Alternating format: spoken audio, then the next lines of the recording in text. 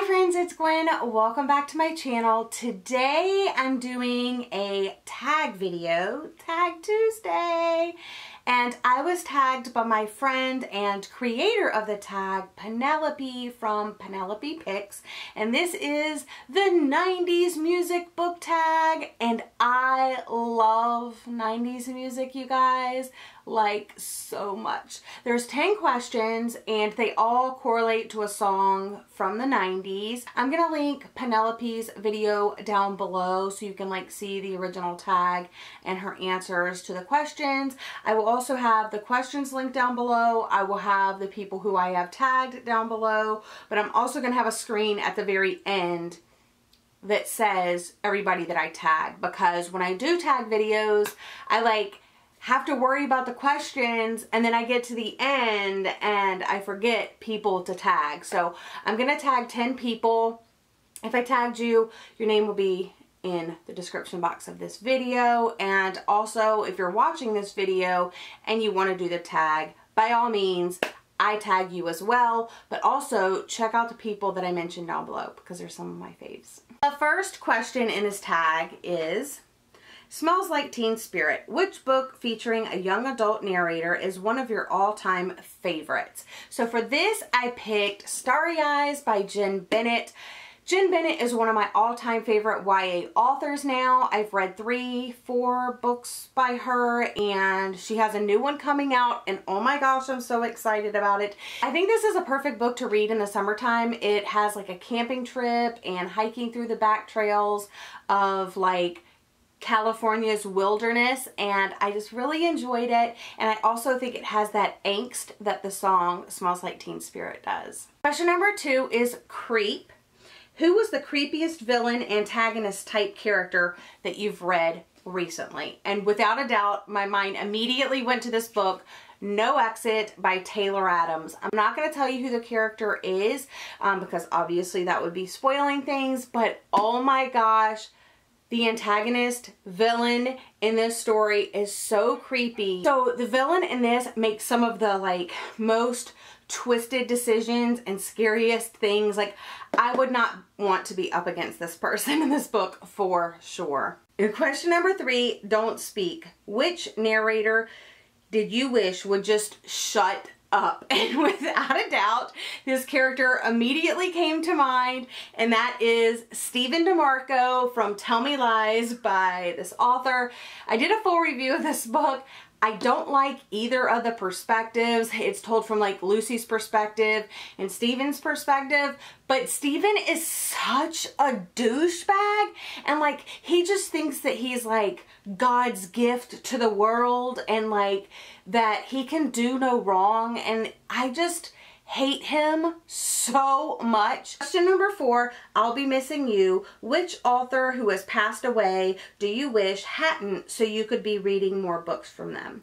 So I really didn't have a great answer for this, but I guess I would say like Emily Bronte, who wrote Wuthering Heights, or Sylvia Plath, who wrote The Bell Jar. And I know she wrote a lot of poetry as well, but both of these authors seem like something that I would like really like to read more of their works, and I would love to see what they would do in like this contemporary setting. Question number 5, Wannabe. Which book character do you want to be romantically involved with another book character?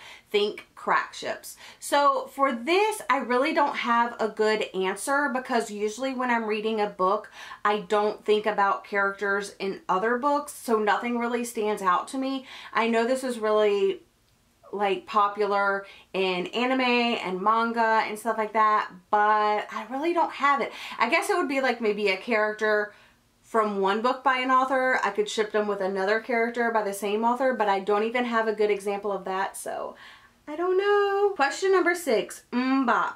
Which book did you have a hard time understanding? Without a doubt, immediately an answer came to mind, and that is The Ocean at the End of the Lane by Neil Gaiman. There were parts of it that I really liked, but then most of the themes, most of the plot, I had no idea what I was reading.